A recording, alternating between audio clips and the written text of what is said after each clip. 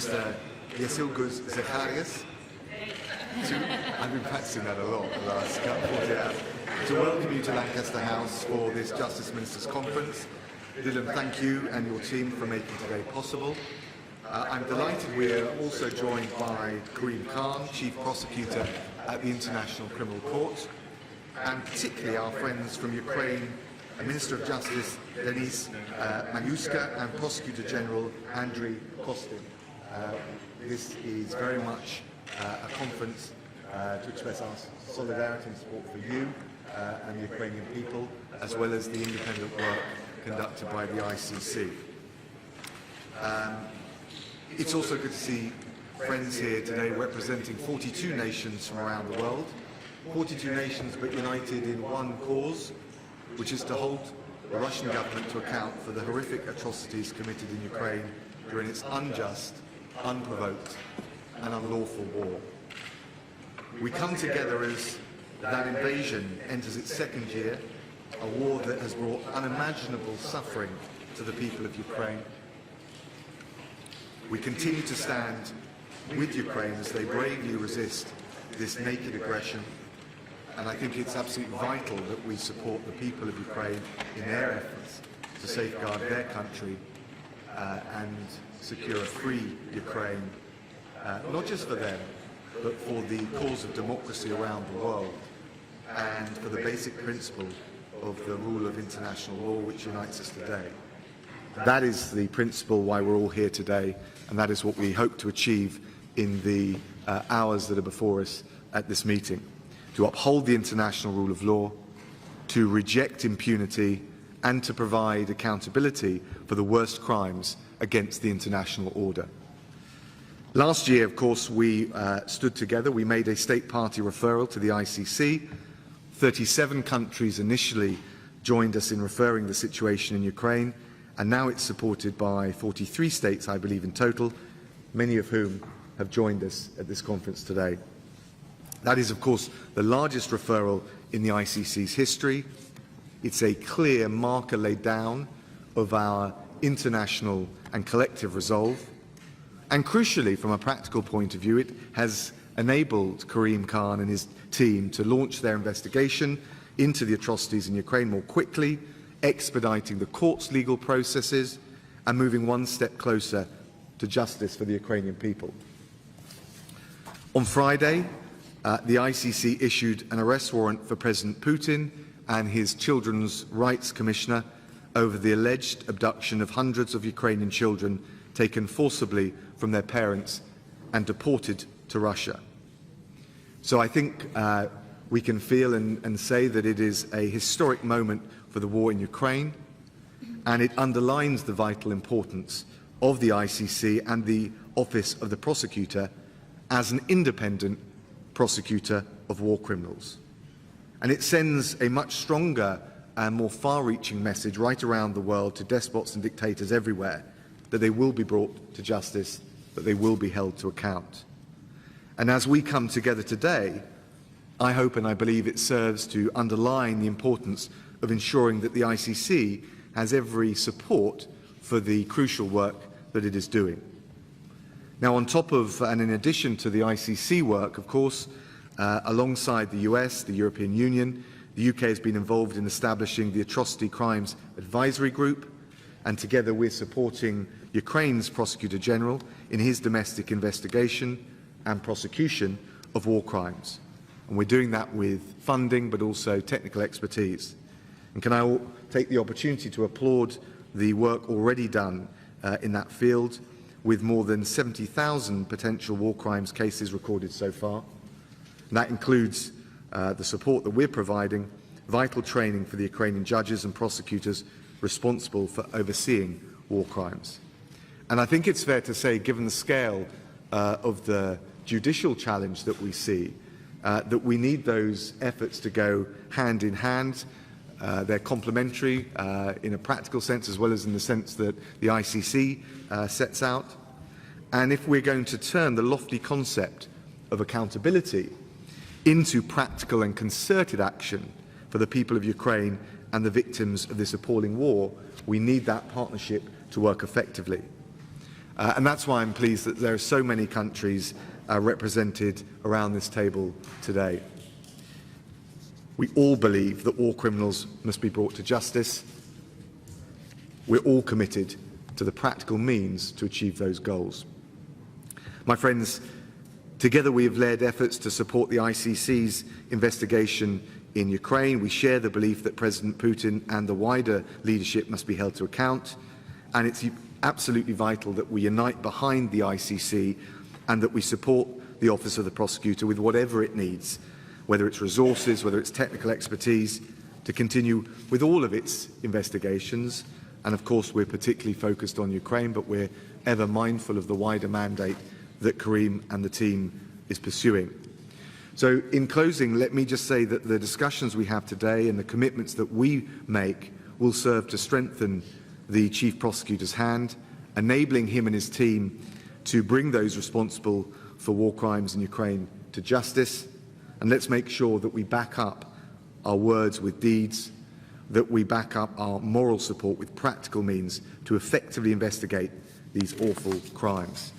We owe it to the Ukrainian people, and frankly, we owe it to all around the world who suffer under this kind of brutality. So thank you for coming, and I'll now hand over to Dylan, who is co-hosting with us, and thanks again to the brilliant Dutch team for all their efforts. Thank you so much. Your Excellencies, ladies and gentlemen, I'd like to start, of course, by thanking our host, Deputy Prime Minister Dominic Raab, and his team for bringing this impressive group of people together. On the first day of the war, President Zelensky addressed the Russians and told them, in their own language, "If you attack us, you will see our faces, not our backs." For the Russians, this was a message of warning. For the Ukrainians, a message of defiance. And for us, Ukraine's allies, a message of encouragement. We were already compassionate, but those words filled us with admiration and revealed to us the heart of the Ukrainian people.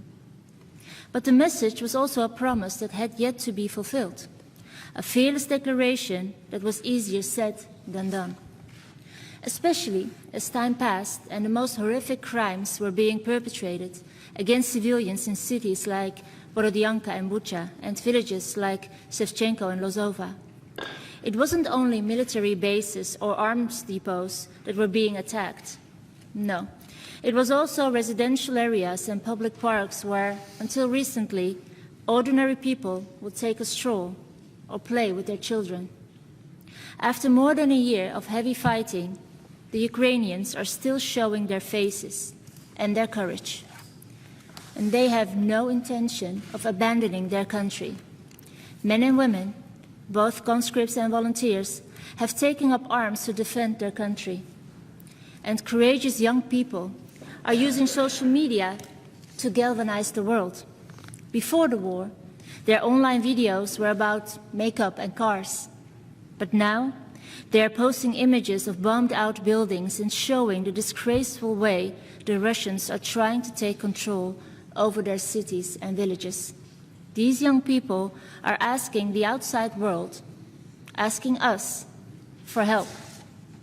Meanwhile, women are providing food and places to sleep in air raid shelters. And grandmothers are sewing camouflage outfits for all those brave soldiers at the front. Ukrainians of all ages are giving it their all and using every means at their disposal to firmly defend their homeland. They are motivated by love of their country, but we realize all too well that they are not just doing it for themselves. They are also doing it for us. Because here in the UK, on the continent and around the world, our freedom and our security are at stake. If we fail to draw the line now, where will it end? Russia's hopes that Ukraine would simply collapse were dashed. In fact, the opposite happened. Ukraine showed unity, and now we must show unity too. Together, we must take responsibility for making sure that the perpetrators of these crimes are prosecuted. Together, we must establish the truth, achieve justice, and ensure security. Immediately after the invasion, the International Criminal Court began gathering and securing evidence. Field investigators, analysts, and forensics experts now have no time to lose, especially as we are hearing more and more reports of summary executions, torture, sexual violence, forced transfer of children, and destruction of civilian infrastructure. Your presence here today supports the ICC in its mission to punish perpetrators of international crimes worldwide. And I say worldwide because, although the war in Ukraine is the reason for our meeting today, there are many other active armed conflicts around the world. With the victims of those conflicts in mind, we fully support the ICC's broader mission. The Netherlands confirms its strong support for the ICC. The ICC is at the center of our effort for the investigation and prosecution of core international crimes. For the ICC to fulfill this mission, it is of utmost importance that state parties provide adequate resources through the regular budget. Complementary to the regular budget, states can also provide voluntary support, which comes in many forms, such as knowledge, expertise, equipment, and funding. And all of these resources are equally valuable. Last year, for example, a Dutch forensic investigation team took part in the ICC's largest mission ever. Professor Bella Kubat was a member of that team. As a forensics expert, she believes she has a duty to help bring war crimes to light. And I believe that such dedication is highly commendable, especially if you consider that during the team's mission in May and December, the missile attacks continued non-stop. More missions will be conducted in the spring and autumn if the situation allows. Wouldn't it be terrific if the speed of our collective action and investigations could serve as a blueprint for future ICC investigations? So we are doing all we can. We cannot close our eyes when horrors like these are unfolding. Your Excellencies, ladies and gentlemen, the Ukrainian people have shown us more than once that they will have the last word on their future. They are battered but never broken, angry and frustrated but never defeated. And together with Ukraine, we are drawing the line. Together with Ukraine, we will make sure that there is no impunity for the Russian invader. Together, we will do everything in our power to ensure that justice prevails and that the perpetrators of the most heinous crimes are held accountable. Together with Ukraine, we are striving for justice, security, and peace. Thank you. Thank you very much, Dylan. Very well spoken. Can I now ask His Excellency Karim Khan, the Chief Prosecutor of the ICC, to speak to us? Thank you. Deputy Prime Minister, Minister of Justice of the United Kingdom, Minister of Justice of the Netherlands, firstly, thank you so much for all the effort to convene this important occasion, and really to all of you to have so many senior state officials from all continents of the world, Fiji, Ghana, Ecuador, Japan, South Korea, that have come, not for anything other than to emphasize that human rights, the dignity of the individual, are something that engage each and every one of us. And in this moment of crisis, and I don't think that's hyperbole, when we are on a precipice of stability or even worse conflagrations, I do think this is a particularly important moment to talk about the relevance of the law and the International Criminal Court as the world's only permanent criminal jurisdiction that is dealing with basic elements of humanity, the prohibition of genocide, crimes against humanity and war crimes. I wish to applaud all of you, particularly the Minister of Justice of Ukraine, the Prosecutor General of Ukraine, for their wonderful support. So each of us has an important role to play, and I think that's really the foundation of this conference. How can the law, not only in Ukraine but more widely, be rendered more effective, less theoretical, and that requires each of us to play a part. I think in the midst of despair, suffering, and heroism, there is a sign for optimism, I'm fortunate to be sitting next to Didier Reynders and the European Commission. And quite honestly, I'd heard a lot about bureaucracy and red tape, but they moved very quickly in a way to support us to move forward.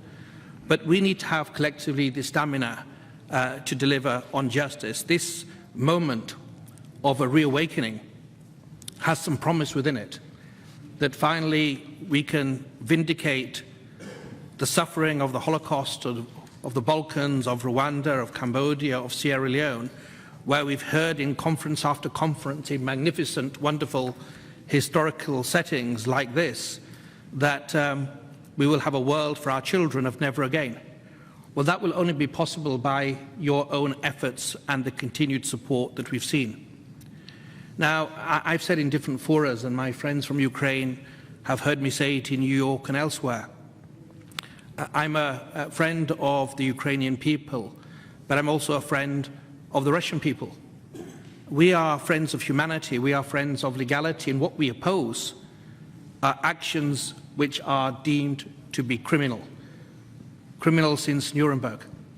And of course, on Friday, the judges of Pre-Trial Chamber 2 assessed the results of the investigation that the office has been carrying out under the leadership of Principal Lawyer Brenda Hollis, who sits behind me, and the fantastic work of the team over these last months. That's been fortified by secondments, by working with national partners to make sure we don't just whisper pious nothings, but we show those that need it the most that the law provides shelter even as their own shelter is decimated under bombs that cause massive demonstration. But it's a moment of, not for triumphalism, not for any backslapping. It is really a very sad occasion and a very somber occasion that for the first time ever, judges of the International Criminal Court, of any court, have felt it necessary to issue warrants against a leader and senior state officials from a permanent member of the Security Council that are founders, that have wonderful histories, but also that are supposed to be guardians of the UN Charter. So that apolitical, evidence-led investigation is the hallmarks of my office, and it is the absolute indispensable element for any judicial process that will stand the test of time. The allegations are serious indeed, and I said in Bucha in April that Ukraine was a crime scene. Many types of allegations have been received. And to anybody who says, well, what seems to have taken place is humanitarian evacuation, the evidence may tell a different story. The judges have said so, but I say repatriate the children, return the children, reunite the children. If there is any semblance of truth to the utterances that this is for the sake of children, instead of giving them a foreign passport, return them to the countries of their nationality. Instead of teaching them a foreign language, let them learn their own language in their own schools. Instead of being in unfamiliar environments with permanent adoptions by strangers, bring them back to their communities, their families. I mean, they have families, many of these individuals. 2 weeks ago, I was close to the front line in the south of Ukraine.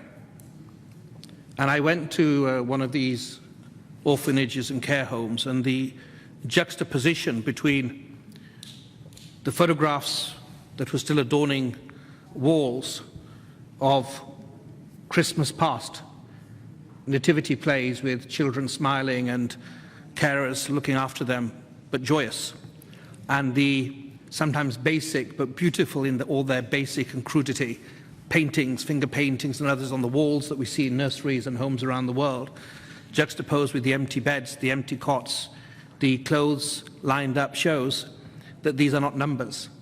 These are not politics, these are not belligerents, these are the most innocent part of the creation of God, which are children.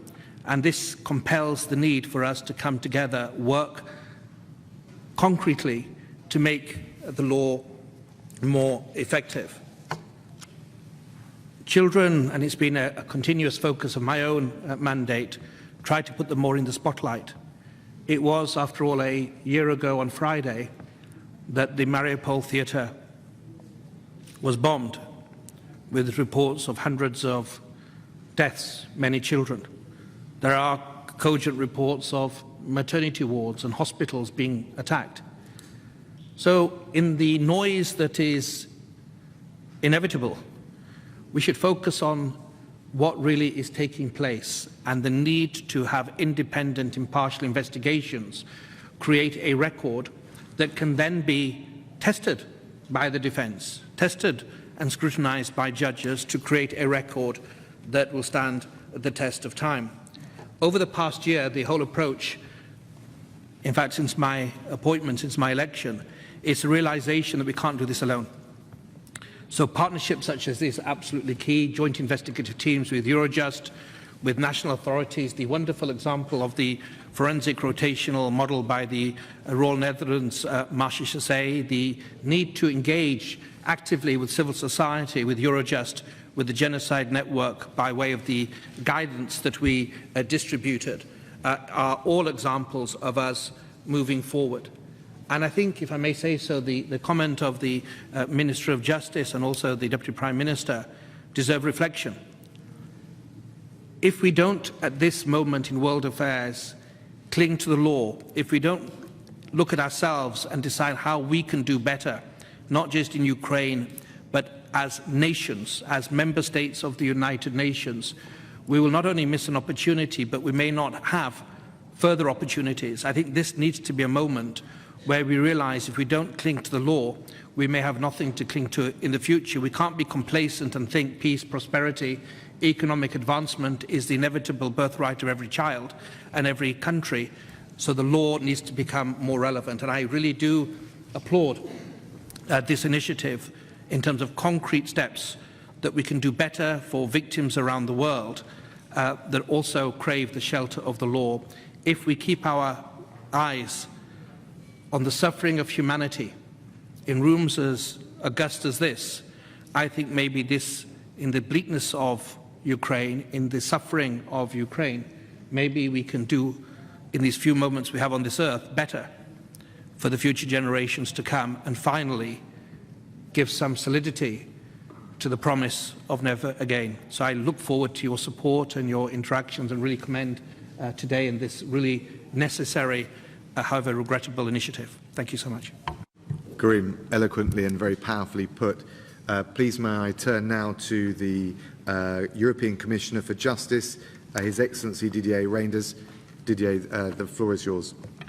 Thank you, Dominic, and I want to thank you and to thank Dylan and maybe to UK and the Netherlands for organizing this conference. It's a very important moment about the support to the ICC, and it's my pleasure, dear colleagues, ladies and gentlemen, to be present here today to reaffirm the European Union's long-standing support for the invaluable work of the International Criminal Court, and most recently in the context of the war in Ukraine. And for more than a year now, Russia's war of aggression has disregarded the foundations of our international rules-based order and destroyed the lives of many.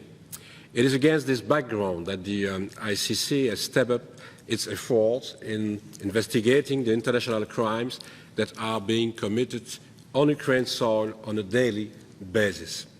It's clear that when it comes to preventing impunity for the most serious crimes committed during this war, the International Criminal Court remains the key international actor to investigate and prosecute the perpetrators. For this reason, that since the beginning of Russia's war of aggression, the European Commission has provided over €10 million in support of the ICC's work on Ukraine. And let me assure you, the European Union stands ready to continue providing the necessary support as the situation in Ukraine deserves a response that is up to the task.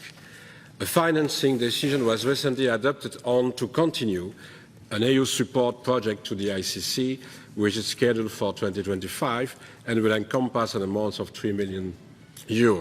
In addition, the Commission Council and Member States have been discussing a joint coordination and follow-up to the request report by the Office of the Prosecutor. In light of the above, I welcome and encourage the pledges by Member States to provide further support, which we'll hear more about later today. But let there be no mistake. In our struggle to ensure that justice is served for Ukraine and its people, our efforts cannot stop at providing the necessary financial support. We also need to coordinate our investigative efforts in respect to the international crimes committed in Ukraine.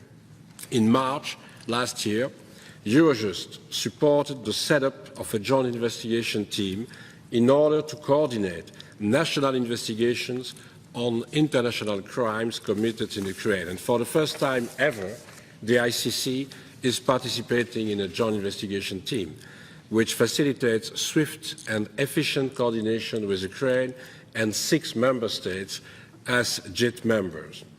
Another crucial development is the setup of the future International Center for the Prosecution of the Crime of Aggression against Ukraine, which will be embedded in the current joint investigation team. The ICPA will provide a structure for enhanced cooperation on the collection, preservation, and analysis of evidence related to the crime of aggression for any future trial. Ultimately, we need to look ahead to ensure that the ICC can effectively perform its function in the context of the current crisis of today and the crisis of tomorrow. This also entails the need for the international community to strengthen the ICC's jurisdictional regime over the most serious international crimes, including for the crime of aggression. And it's very important to insist on the role of the ICC in such a kind of situation. And in order to pursue this objective, the Commission underlines the necessity to amend the Rome Statute in order to enable the ICC to exercise jurisdiction over the crime of aggression. For this reason, at the Justice and Home Affairs Council of the 10th of March this year, I invited the Member States to continue reflecting on this important and timely endeavour. In the short term, the establishment of any potential accountability mechanism for the prosecution of the crime of aggression in Ukraine should respect the ICC's mandate and jurisdictional primacy. Finally, the Commission and the Member States have continuously called on Ukraine to ratify the Rome Statute. Such a decision would bring Ukrainian national legislation in line with international standards and provisions, thereby strengthening the international rules-based order for current and future generations of Ukrainians. Let me conclude by saying this. One thing is clear. There can be no impunity for the international crimes committed in Ukraine, including the crime of aggression. I'm therefore convinced that it is our role as an international community to bring those responsible for these atrocities to justice.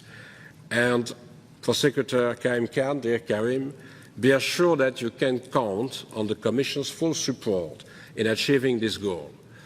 We will support all decisions already taken, including about deportation of children, or to be taken in full independence by the court. And it's important to do that not only due to the situation in Ukraine, but also the situation in many other places in the world. And I'm very pleased to see participants from all over the world around the table, and will continue to be engaged in such a support for the ICC in all the possible situations where war crimes are committed. Thank you very much for this opportunity to confirm the support that we are giving, of course, to the ICC and certainly to the Prosecutor General.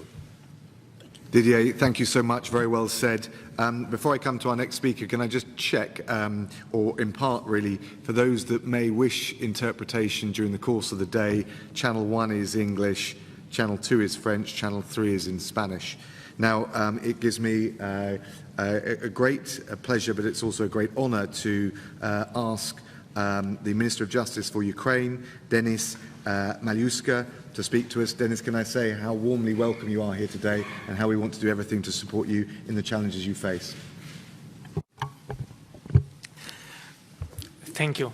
And dear colleagues, dear friends, we've became friends with many of you during the last year. And of course, I would start with the words of appreciation for the governments of the UK and the Netherlands for the initiative, for the assistance. And I do remember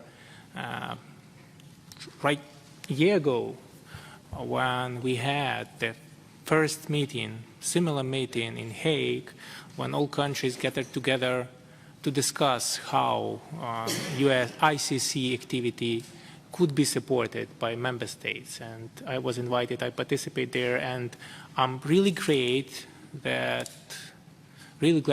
we remain strong and determined in the assistance and the support for ICC, since now we are sure and we could show that not only military international cooperation, which brought tangible result, is available and brought results, but also international legal cooperation also brought significant tangible results. And we had a historic event last Friday with the arrest warrant when ICC showed that rule of law prevails no matter what. And this story, of course, has also a flip side, a darker side, which shows that even the president of a country, permanent member of UN Security Council, could be a war criminal, which shows that this moment is not only historic but tragic as well. And as we discussed with my friend Marco Buschmann just an hour ago, we could definitely say that it's not ICC on our side, on Ukraine's side, since ICC is neutral and independent organization, but it's rule of law on our side. We abide by rules. We respect Geneva Conventions. We abide by ICC mandate, and we support and recognize jurisdiction of ICC on Ukraine's territory. We domesticated the Rome Statute, and we indeed have a huge respect for the rule of law, and we are happy that we could show our people, Ukrainian society, that rule of law matters, that these are not just simple words or even values, but this is something material, something meaningful, and something which could change our lives, which could be a game changer in the war, when it's clear who is right and who is wrong, even if the whole Russian brainwashing machine is used throughout the world. We see the sign, and we appreciate your assistance to ICC and to Ukraine as well. Without your support, we would not survive. I won't be here, I won't feel and won't be able to represent a sovereign Ukrainian country without our allies, without our partners. And we also understand that you give that support not because we just good people or we are a good country, but also because we confirm and we respect rule of law. And we are on the bright side of those who fight the war. I would also like to use this opportunity to say a couple of words on our initiative, since the criminal part of the response to the Russian aggression is a significant one, but not the only one. There are many people who suffered significant damages, who lost their relatives, husbands and wives, homes, jobs. Many municipalities who lost their infrastructure. The whole country was semi-destroyed by the Russian activities. And those damages shall be compensated. And our initiative, apart from the support to ICC and criminal investigations, apart from support to creation of tribunal and the work of joint investigation team, also envisages creation of a compensation fund to compensate for damages. The first step, creation of register for damages, is already in progress, on the way, and we would be glad to start the work of the register and relevant initiative, to launch relevant initiative quite soon in recent months. But the next steps, creation of compensation commission and also compensation fund filled in with Russian assets, is up to you to support and up to you to help us to create. And we would really be glad to see your support in that area as well. This is really important to us, since we have, and we will have after the war is over, after our victory, really damaged country with significant demographic, economic, and also psychological problems related to the war. And we need to make Ukraine prosper. And that would require significant reparations. And finally, I would just ask you, and returning back to the topic of this conference, to support ICC's activity with any resources needed to that institution. That is important. We understand that you are on the side of the rule of law,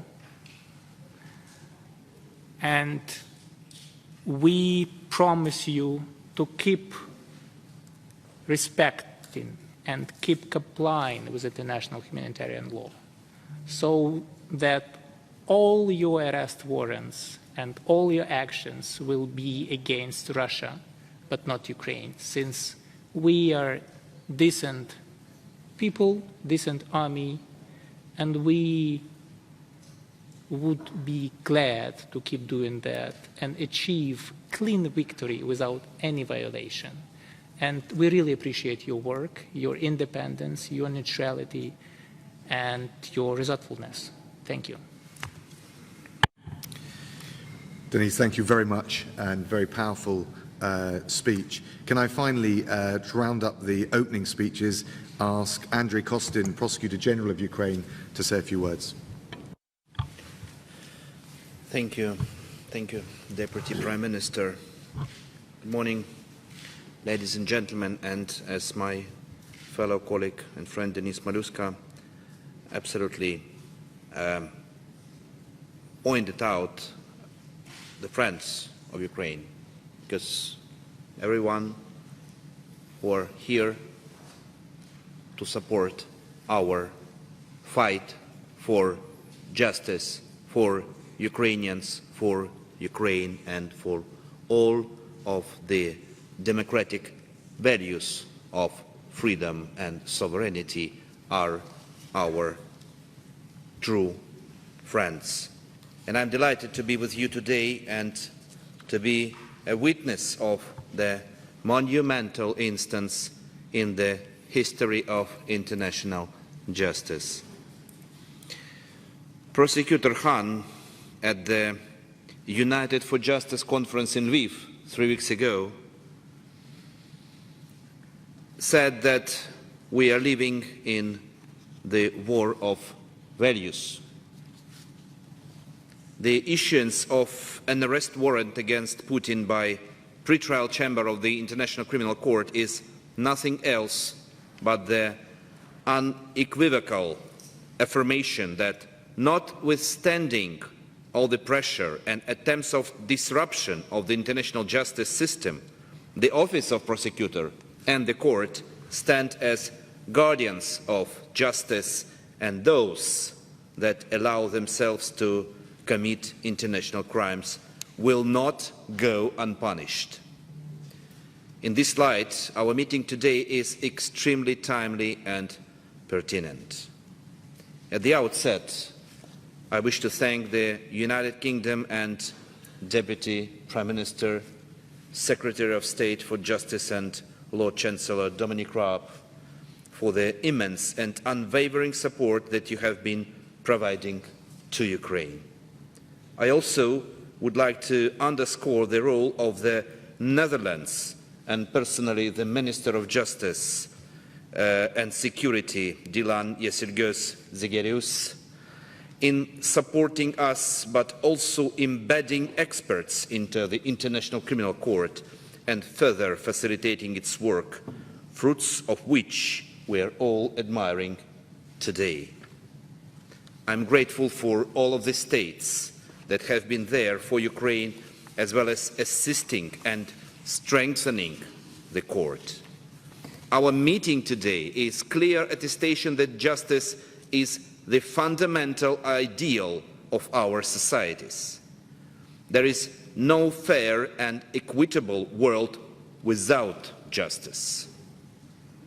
Russian aggression against Ukraine, which is ongoing for 390 days, apart from being a flagrant violation of territorial integrity and sovereignty, is also characterized by ruthless attacks against civilians and residential areas, along with the commission of widespread and systematic atrocities. There is no a single day without residential areas or buildings being attacked directly and intentionally, causing immense suffering and death among civilians. Several days ago, we all commemorated those that cruelly perished during the bombing of the Mariupol drama theater.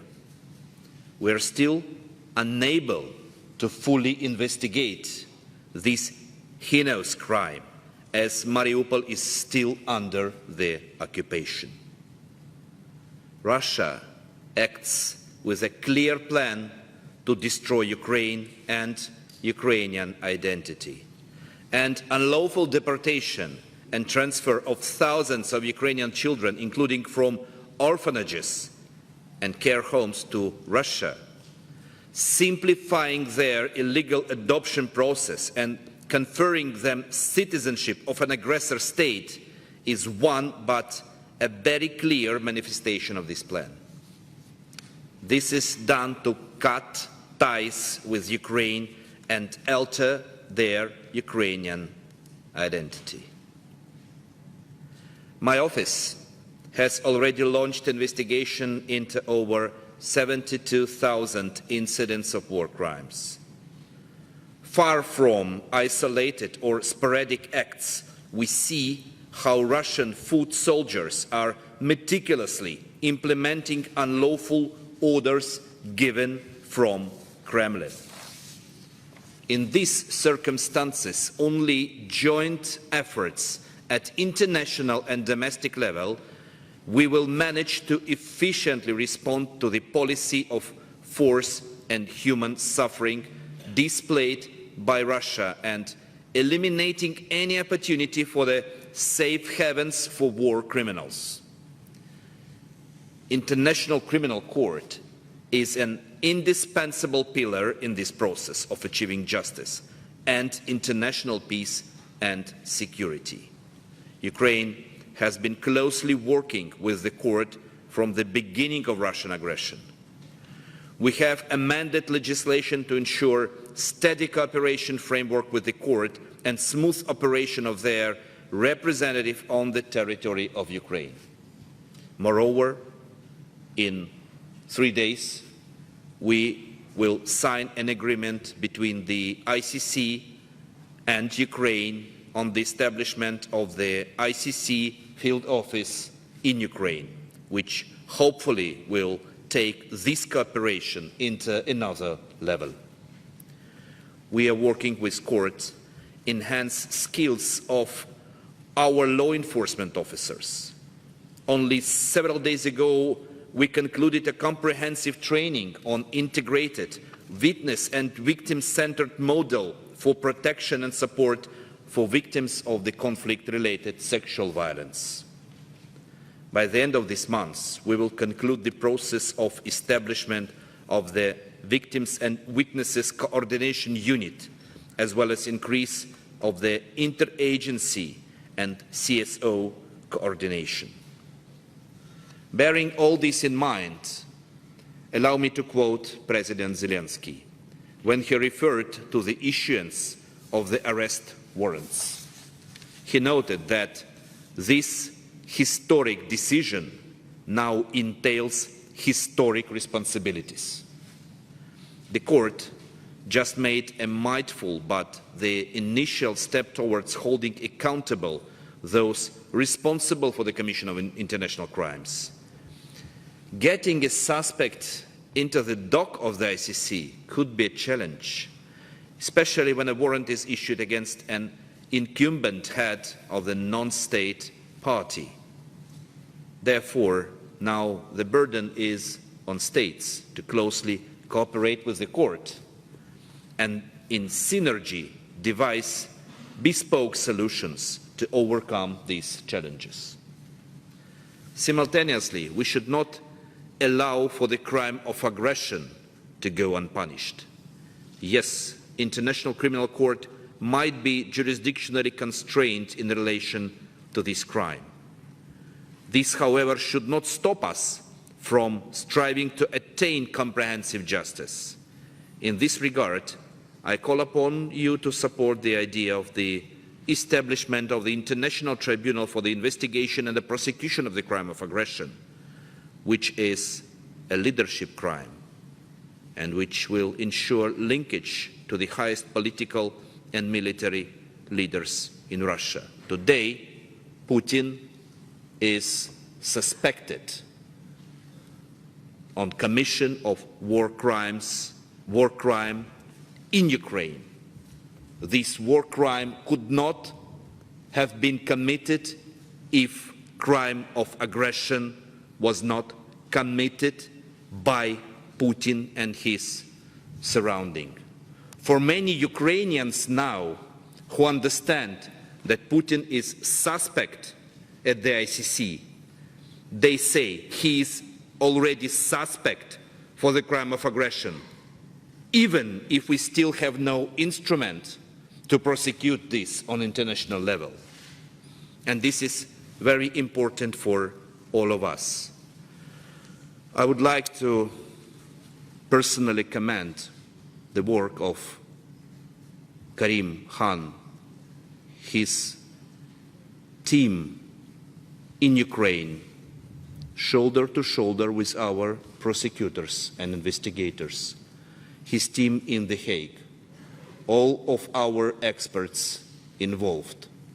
This was really a great job done by many professionals who believe that justice is worth everything. And I really would like to ask for any possible assistance for the Karim and his team. And I also want to say something, I don't know if it is good to say this within this audience, but for me, as Prosecutor General of Ukraine, the country which state authorities and all law enforcement agencies were active from the very first day of war, for me, it's very important that the first case brought before the ICC with regard to international crimes committed in Ukraine was the case where ICC explicitly played its complementary role with regard to all the cases we are prosecuting in Ukraine. Because we can't reach Putin because of personal immunity. And this is thank you, Karim, for this, because this is very important for my prosecutors. You know how they work. And for them it's very important that the first case was a really complementary one. And we will definitely go ahead. I told many of you we have a lot of plans, but in order these plans to be executed, of course, we need support. Not only we in Ukraine, but of course the team of Karim, in order to go ahead and to show more and more results, which will really open the door for real trust in international justice, which will serve in time. This is very important for all of us, and of course for victims and survivors of war crimes. I would like to conclude with the quote of President Eisenhower. He said, "Peace and justice are two sides of the same coin. To achieve one, we have to attain the other." And one thing we all agree, that the International Criminal Court is the key to this. Thank you, my dear colleagues and friends. Well, thank you so much, Denis and Andriy, for both your clarion call to action, but also for giving us a very clear sense of how you're working with the ICC. Friends, I think it's time to take a break, but can I just give you 3 housekeeping points very quickly before I do? We're going to go and take a photo in the Grand Hall staircase. Can I just ask that delegates allow ministers and heads of delegation to leave first so we can get that done? Then we will have lunch, and can I ask everyone to come back for 1:15? Just so you should already be briefed, but there'll be 2 sessions in the afternoon, one on evidence gathering, which I will chair, and then one on witness support that Dylan will chair. I look forward to seeing you back here then, and hope you enjoy lunch. Thank you.